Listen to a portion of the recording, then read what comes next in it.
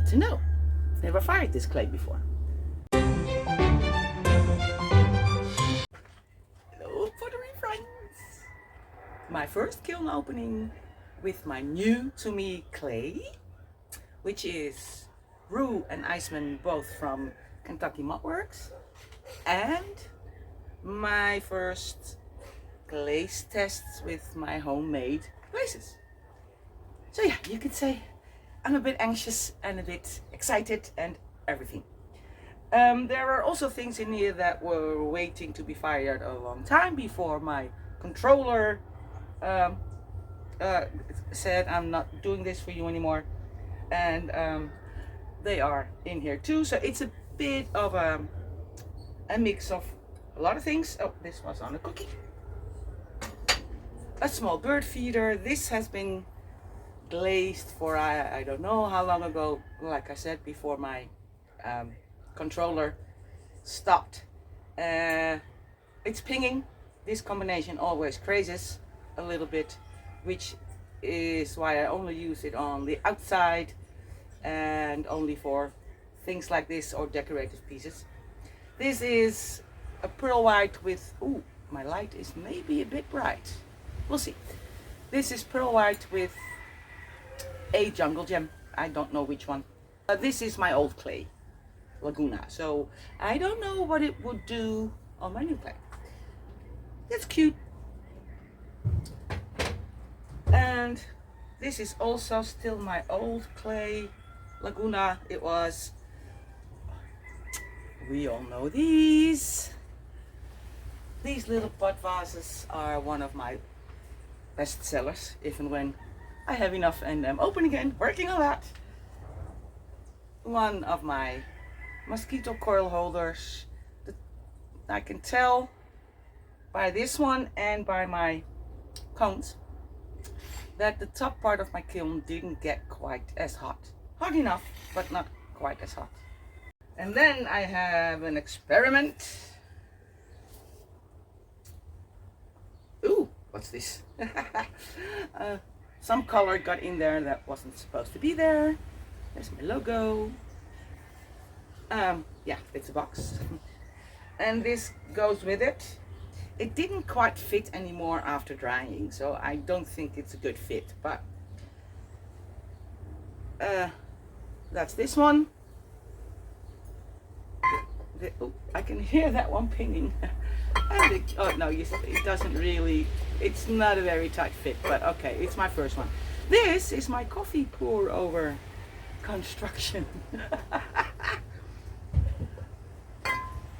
3 holes in it. I don't know if that's correct. I see them with 1 hole and with 2 holes and with whatever. I'm just playing around. And there's room enough here for a cup. I put this on my kitchen counter and pour me a real coffee. I'm going to put this away safely.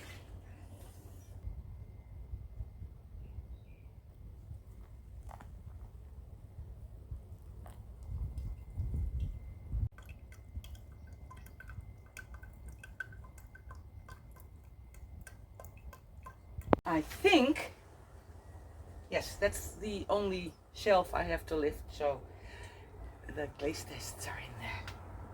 Fingers crossed.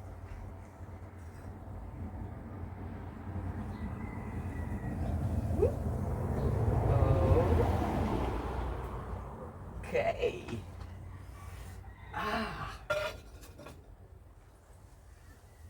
Oh, I also had some other stuff in there, of course. There was this small cup in there, which was totally gray. I had no idea what glaze was on it. This is a test for how many grams I need for a small teacup. I hope I took notes. This is months old. Satin patina. 4 to 5 coats, and it's like this. Oh well. Yeah, this is always a good combination. Ooh, that's not enough glaze in there. That's still a bit rough. This is Scandinavian blue with pearl white on the rim. It's still a little bit matter than usual. I took my kiln to a little bit lower temperature, but with a hold, to get the whole temperature temperature in the whole kiln even. That worked, sorta kinda. But I think I need to ramp it up a little bit more. Yeah, cactus blue with pearl white. Let me show you the cones. A 5 and a 6. This missed a tiny bit of its tip, so maybe that made it bend a little bit less. So this is most definitely a very hot 5 and maybe even close to a 6. Ow, something's biting me. Compared to this 6 on the top. My last bisque firing, the difference was bigger between bottom and top. Can also depend on how it's filled. Ow, something's really biting me. What's up? Hold on, I'll be back. Nothing's wrong. All good. I have some mugs. These are in order for our vet. They have many interns every year, and he always buys them a mug of mine with their names on it and their logo. And there's one more here, which is a request from a colleague. Oh, that turned out nice. Look.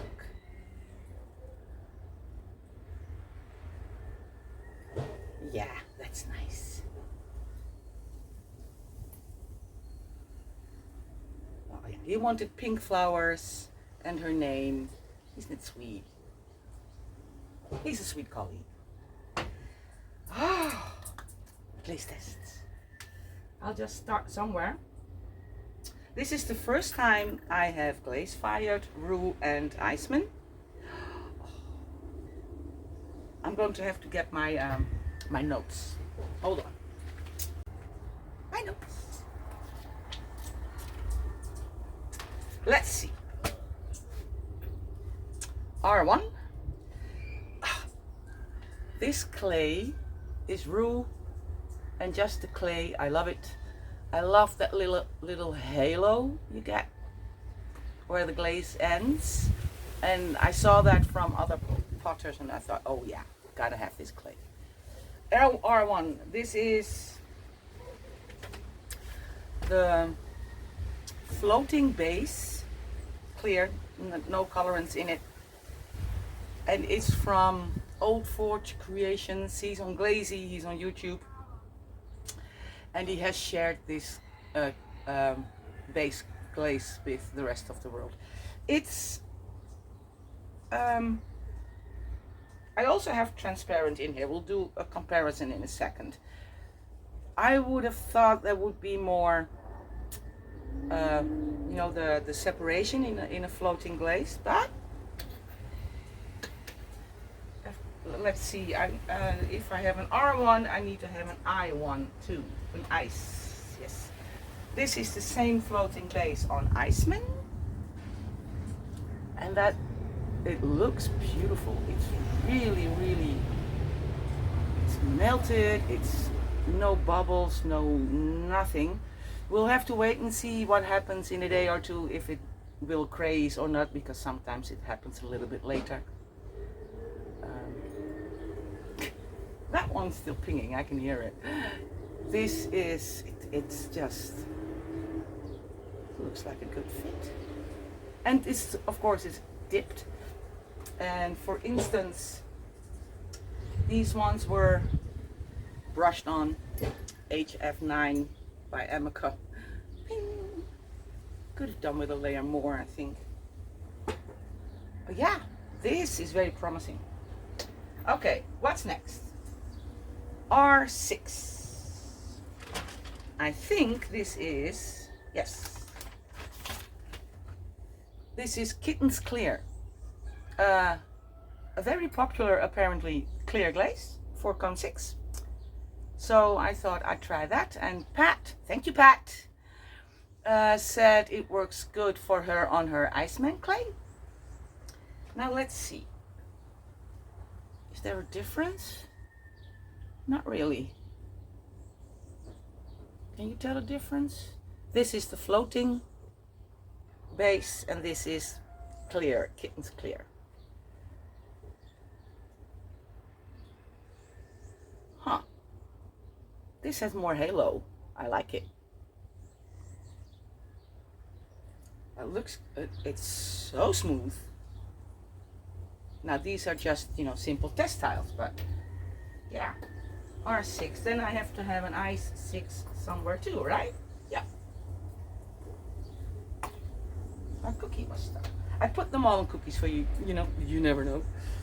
This is Kitten's Clear on Iceman. I know it's not spectacular. Looks like a good clear glaze to me, but it's only the first one. And I did try some colorants. Oh, that's not very spectacular. Okay. This is Ice 2. Let's see. Iceman. Oh, one more. This is the floating base with 1% cobalt carbonate. It's a nice blue. It's a little less bright in real than I can see in my viewer. It breaks, but there's not the separation I was hoping to get. Maybe it should be thicker, I don't know. But it's a good blue. I must have another one too. Yes, this is the same one. I dipped it in a little bit short on the roux. Not bad, not bad.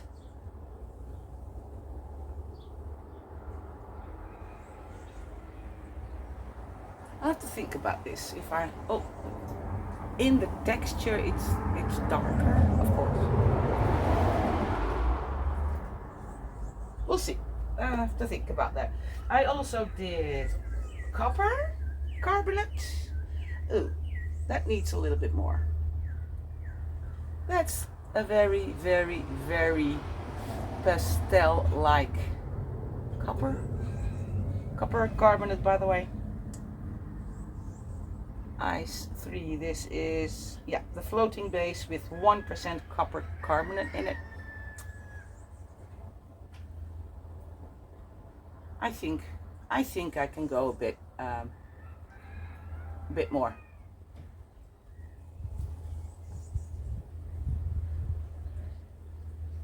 I have to have that en route somewhere as well. Yes. Oh, don't you love those little flecks? No pinholes, no. Oh, hold on. Something's happening here where it's thicker. In this texture, maybe the glaze should be thicker.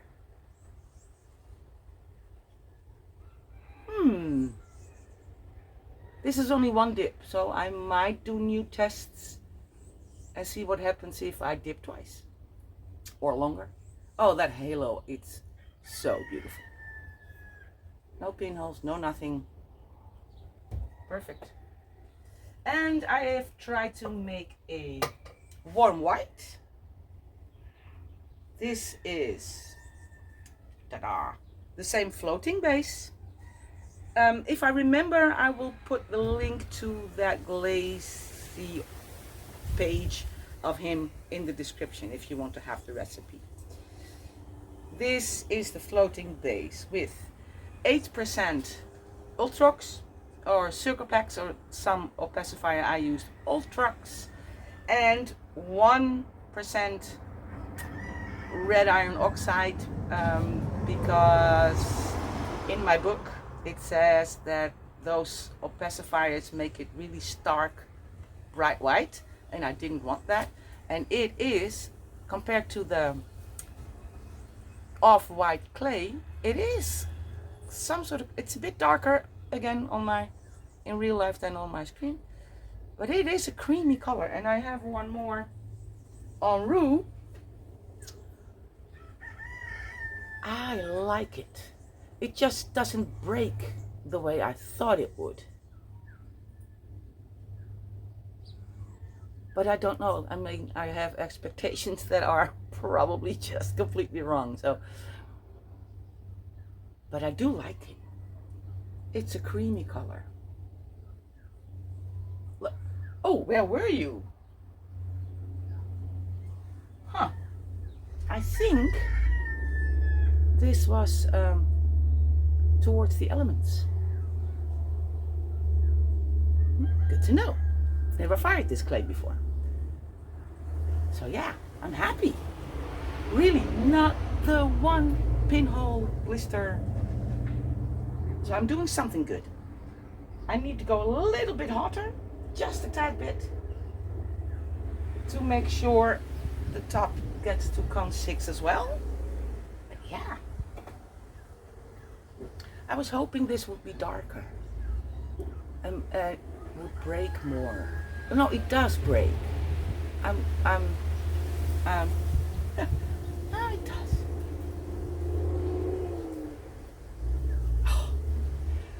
I'm going to go and make me some things for the next test batch.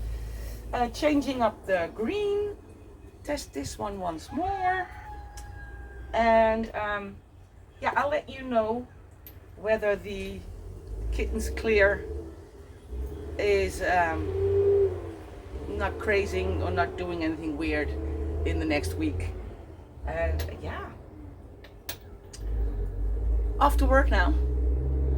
I had to do this. I was too curious. So hitting the shower, off to work, and I'll come back when I've had time to make more and fire more. And wish you all a good weeks. Who knows? Glad to be back. Glad to be testing and making my own glazes. This is very exciting. So back to studying, making test tiles, and I'll see you in the next one. Bye bye. I looked at them a little closer with glasses. Always a good idea. In the sun, in bright light, and I don't know what it's called. Is it called phase separation? That little opalescent or whitish thing that goes on in your glaze. It is there, but not focusing. But you have to look closely, and it's only where it's at its thickest. So I think, excuse me, I think I just have to put a little less water in this recipe, make it a bit thicker. Thankfully, I have weighed everything, so I think I'm going to do that next. So bye bye.